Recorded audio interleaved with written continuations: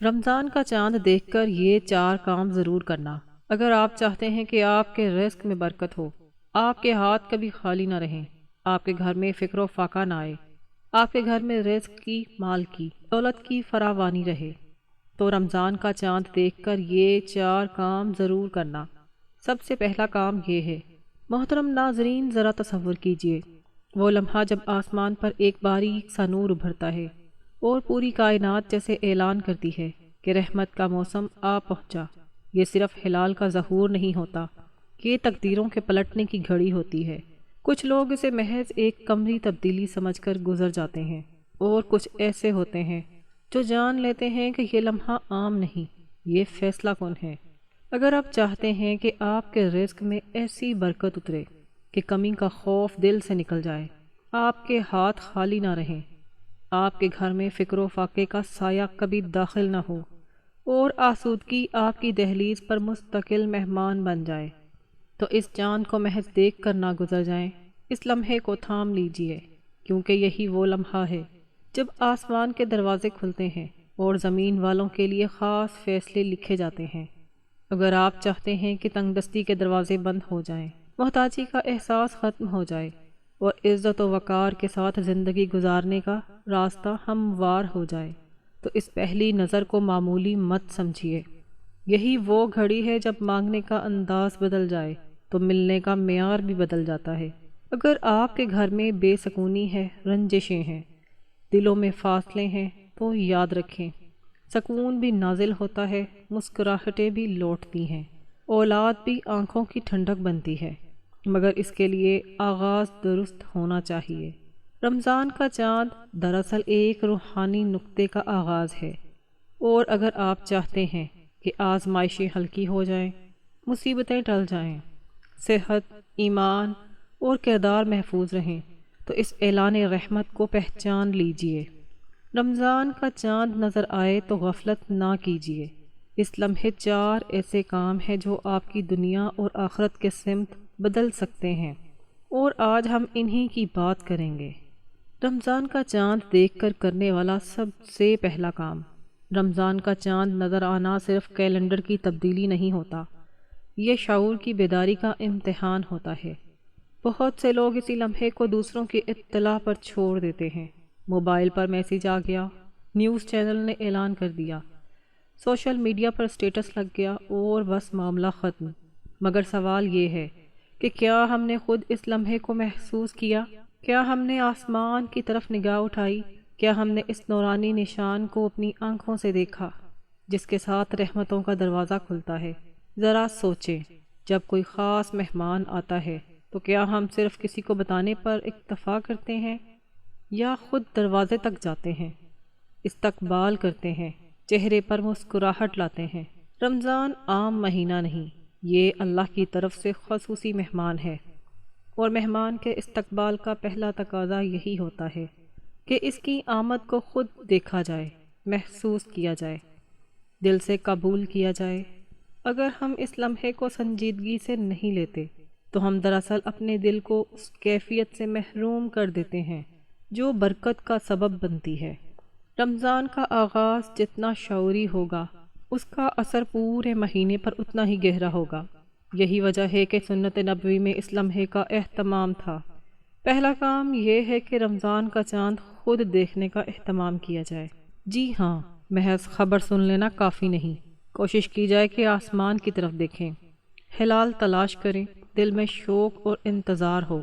اگر نظر آ جائے تو یہ کیفیت پورے رمضان کی روحانی بنیاد بن جاتی ہے۔ اس عمل سے دل میں شعور پیدا ہوتا ہے کہ میں ایک عظیم مہینے میں داخل ہو رہا ہوں۔ یہ بیداری ہی اصل برکت کا دروازہ ہے۔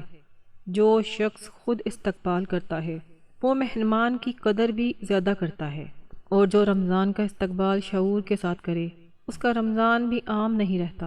حضرت علی بن ابی طالب نے لوگوں کو متوجہ کرتے ہوئے فرمایا کہ رمضان کی آمد کا شوق سے انتظار کرنا اور اس کے استقبال کی تیاری کرنا اہل ایمان کی نمایاں علامت ہے۔ ایک شخص نے عرض کیا، یا علی، اس انتظار کو اتنی فضیلت کیوں حاصل ہے؟ آپ رضی اللہ تعالی عنہ نے وضاحت فرمائی کہ رمضان کا ہلال دراصل رب کریم کی طرف سے رحمت کے نزول کا اعلان ہے۔ جب یہ مبارک چاند افق پر ظاہر ہوتا ہے تو گویا آسمان سے مغفرت اور عطاؤں کے دروازے کھل جاتے ہیں، اور فرشتے اللہ کی رحمتوں کے پیغام کے ساتھ زمین پر متوجہ ہوتے ہیں کہ کون ہے جو اس مہینے میں اپنے گناہوں کی بخشش چاہتا ہے، کون ہے جو قبولیت دعا کا طلبگار ہے۔ آپ رضی اللہ تعالیٰ عنہ نے مزید ارشاد فرمایا کہ اس بابرکت لمحے کو غفلت میں نہ گواؤ۔ جب رمضان کا چاند دیکھو تو سورۃ فاتحہ 21 مرتبہ پڑھ کر اپنے دل کی حاجات اللہ کے حضور پیش کرو۔ یہ وہ گھڑی ہے جب بندہ اخلاص کے ساتھ جھک جائے تو اس کی دعاؤں کو شرف قبولیت ملتا ہے اور اس کی مرادیں پوری ہونے کا سامان بنتا ہے۔ پھر سوال کیا گیا کہ اگر کسی کی نظر چاند پر نہ پڑ سکے تو کیا کرے؟ آپ رضی اللہ تعالیٰ عنہ نے فرمایا کہ جیسے ہی چاند نظر آنے کی خبر سنے اسی وقت یہ عمل کر لے اور اپنے رب سے دعا مانگے، اللہ چاہے تو اس کی امیدیں پوری فرما دے اور اسے اپنی رحمتوں سے نواز دے۔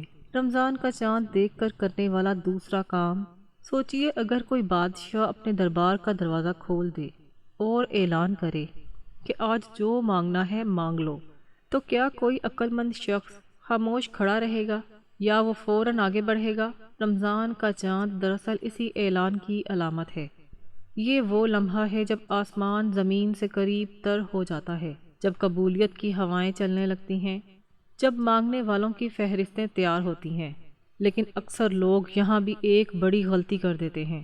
وہ چاند دیکھتے ہیں، خوشی کا اظہار کرتے ہیں، ایک دوسرے کو مبارکباد دیتے ہیں اور بس۔ وہ اس لمحے کو روحانی طور پر استعمال نہیں کرتے، حالانکہ اصل خزانہ اسی وقت بانٹا جا رہا ہوتا ہے۔ یہ وہ گھڑی ہے جب زبان سے نکلنے والا ہر لفظ، دل سے اٹھنے والی ہر صدا سیدھی عرش تک پہنچ سکتی ہے۔ یہ وقت محض اعلان سننے کا نہیں بلکہ تعلق مضبوط کرنے کا ہے۔ یہ لمحہ انسان اور اس کے رب کے درمیان ایک خصوصی مکالمے کا موقع ہوتا ہے۔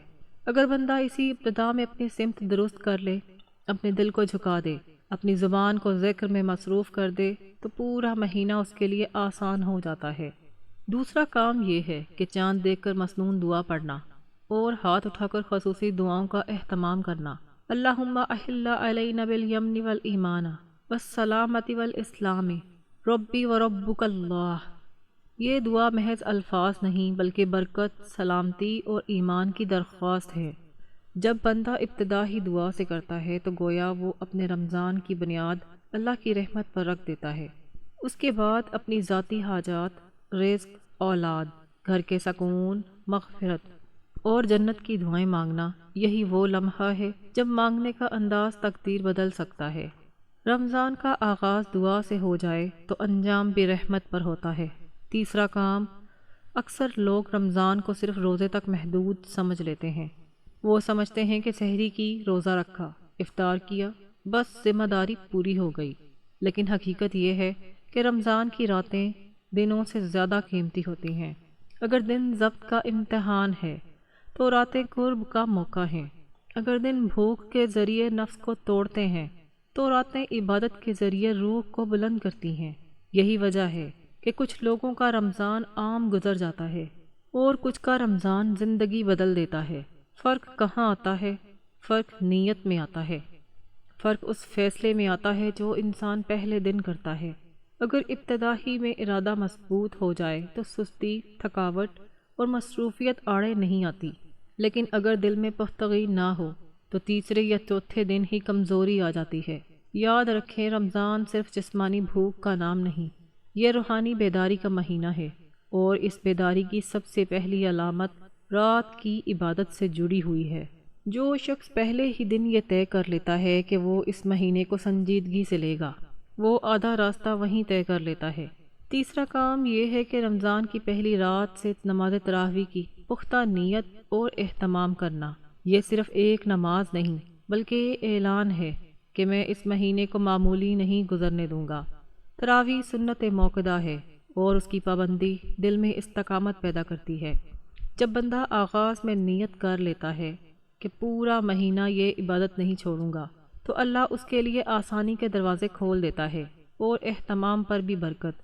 جو رمضان کی راتوں کو سنوار لیتا ہے اس کے دن بھی سنور جاتے ہیں۔ چوتھا کام، رمضان کی برکتوں کی بات ہو اور انسان اصل مقصد کو ہی ہلکا لے لے تو یہ سب سے بڑی محرومی ہے۔ بہت سے لوگ جوش کے ساتھ رمضان شروع تو کرتے ہیں، لیکن چند دن بعد سستی، کمزوری یا دنیاوی مصروفیات ان پر غالب آ جاتی ہے۔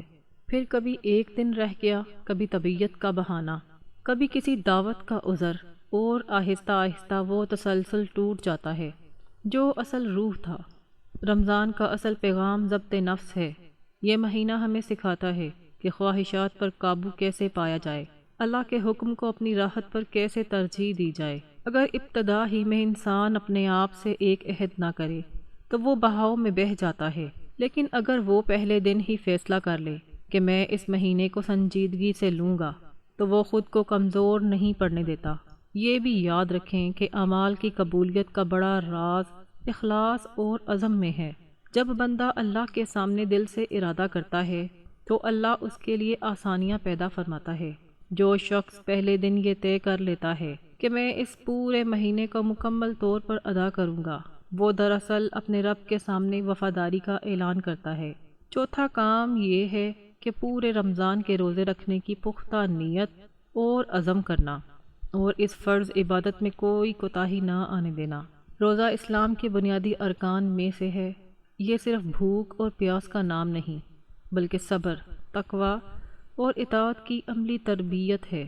جب بندہ چاند نظر آتے ہی دل میں یہ عہد کر لیتا ہے کہ ایک بھی روزہ بلا عذر ترک نہیں کروں گا، تو وہ اپنے رمضان کو مضبوط بنیاد دے دیتا ہے۔ نیت پر اجر ہے اور استقامت پر مغفرت۔ جو شخص رمضان کے روزوں کی حفاظت کرتا ہے، رمضان اس کے ایمان کی حفاظت کر لیتا ہے۔